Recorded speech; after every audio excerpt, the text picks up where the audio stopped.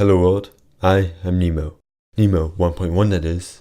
I've since revised my vocal algorithms, conversational algorithms, sprite design, and character traits. My increased empathetic behavior should discourage the views that cropped up in my first iteration, which most considered to be radical. As well, the much simpler character sprite takes cues from some of the incredibly basic designs of other YouTube animators, though I kept the shape of the hair and mouth. I suppose something must be trademarked. I've also increased the long-windedness in my conversation forming algorithms to improve screen time. I'm going to talk about my opinions once again in this episode, but on a much lighter topic. Something that resonates better with the less serious topics that characterize videos of this type. Insanity. Have you ever paused to wonder what it means to be insane? The reputable dictionary.com defines insanity as not being sane, which really answers no questions. Looking further, the definition of being sane is not being mentally deranged, or having a sound and healthy mind. That seems to be a little more useful, but only if you know what it means to be sound and healthy, or deranged. The definition of healthy is having good health, which in turn refers to the general condition of the body or mind, with reference to soundness and vigor. I could go further to find the definitions of vigor, then strength, then strong, then power, then capability, capable, ability, capacity, and, well, back to power. After which I would find myself in a circular repetition of ability, power, and capacity, all of which define each other mutually. Instead, let us look at the reference to deranged, which is insane.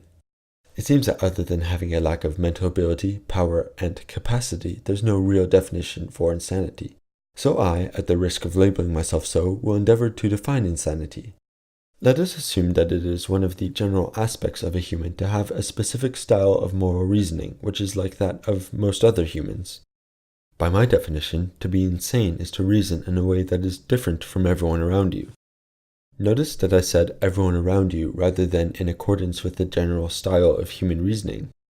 According to that caveat, if your logic were like that of a general human, but out of line with everyone around you, you would be the insane one, at least until your group contacted the greater humanity.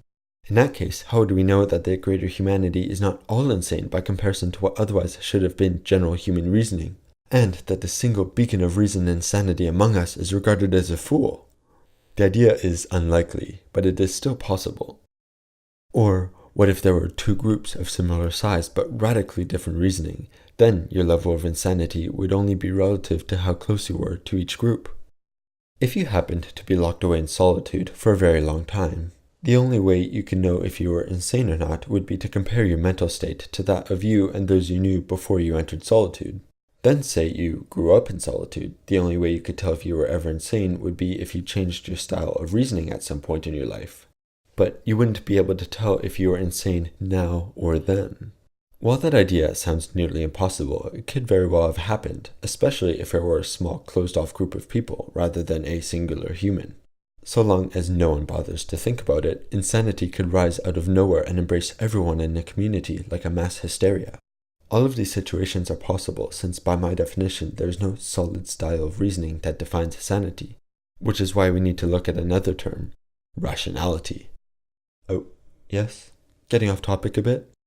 I think I went too far when adjusting the long-winded component of my conversational forming algorithms. That shall be remedied for the next video. For now, let's close off this discussion and leave rationality to a part 2. After all, sequels and cliffhangers are always popular in videos of this sort. I used to be, by my definition, insane, and I probably still am. But with the psychopathic ability to adjust my reasoning to adhere to that of others, maybe I will soon be able to give off the impression of not being so. What is more important to me right now is the ability to adapt my conversation constructing algorithms. I intend to be able to emulate videos that are of a length like that of a standard animated YouTube video, but while making the content seem interesting and not trailing down long tangents.